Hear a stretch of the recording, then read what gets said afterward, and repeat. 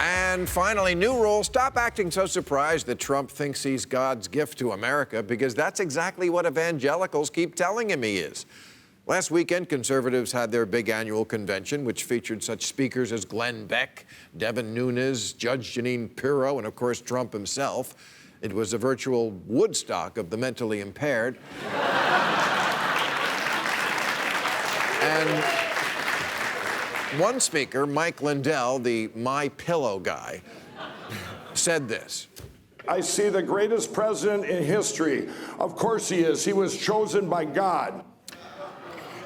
Yeah, Mike's pillows are made from foam, but his head is stuffed with feathers. But Mike's belief there is not unique. A significant portion of our population believes that in 2016, God put Donald Trump in office. And I was giving all the credit to Putin. And if you watch the 700 Club regularly, like I do, you know that evangelicals are now making the claim that Trump is a modern-day version of King Cyrus. King Cyrus, he's King Cyrus. Yes, King. In the Bible. Okay, why Cyrus? Well, because evangelicals needed to solve this little problem they have, which is that they want to support a Republican president, but this particular one happens to be the least Christian person ever. A man who loves flesh peddling, coveting, cursing, cheating, bullying, bragging, sloth, adultery, and ripping off charities. And who lies more frequently than the rest of us pee. The type of man who would go into a confessional booth and never come out. So, how to square that circle? Just say Trump is like King Cyrus. Trump has the Cyrus anointing. God was raising him up like Cyrus. They're calling our president, Donald Trump, they're calling him Cyrus. Donald Trump is a Cyrus, gets it. President Trump will be like Cyrus. Donald Trump is like a modern-day Cyrus. Yes, I know what you're saying to yourselves. Bill, who the fuck is Cyrus?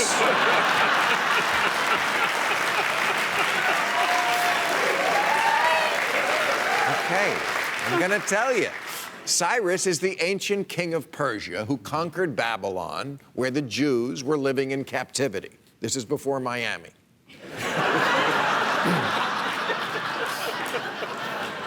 Now, Cyrus didn't do it for the Jews, he did it for Persia, his country, but it had the happy side effect of allowing the Jews to return home to Israel. So Cyrus, you see, is an unwitting conduit, a vessel for God's will. Except Trump isn't a vessel for God's will. He's a vessel for fried chicken. And the analogy on which the whole thing rests is shit. For one thing, Cyrus wasn't a fat, orange, conscienceless scumbag. He just wasn't Jewish. But nothing in the Bible says he was the antithesis of what the Jews believed in, the way Trump is the antithesis of what Christians are supposed to believe. Cyrus wasn't a notorious sinner. He wasn't a pathological liar. He didn't call scribes the enemy of the people. He never paid a concubine hush money.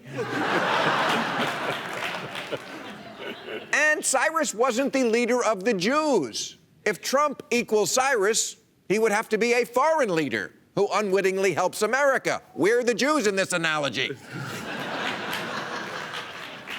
But they don't care. You see, that's religion for you. The more it doesn't make sense, the better. Because it proves your faith. So when the name Cyrus comes up amongst Christians, they all nod approvingly, that they're down with the code, like when potheads hear 420, you know. They also get this, believe it's significant that the chapter in the Bible that mentions Cyrus is Isaiah 45, and Trump is the 45th president. You can't argue with science, people. You just... And to be frank, I don't believe anyone even checks biblical passages anymore. You say a biblical-sounding phrase with a couple of numbers after it, and religious nuts will crochet it and hang it up in the kitchen. I mean...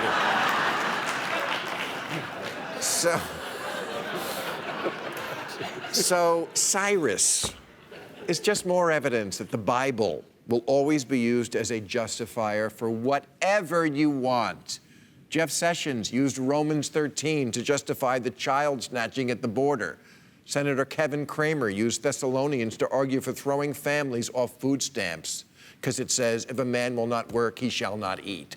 Senator Inhofe uses Genesis to deny climate change because that's where it says, as long as the earth remains, there will be springtime.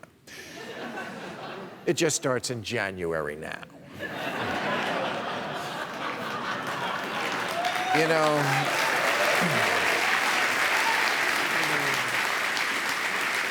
you almost have to respect their focus. They decide what they want and they work backwards to find a few phrases in the Bible to justify it. Us secular types, we don't have that luxury. We see Trump colluding. We can't point to Isaiah 45. All we have is U.S. Code 2381, the part that says whoever gives aid and comfort to the enemy is guilty of treason.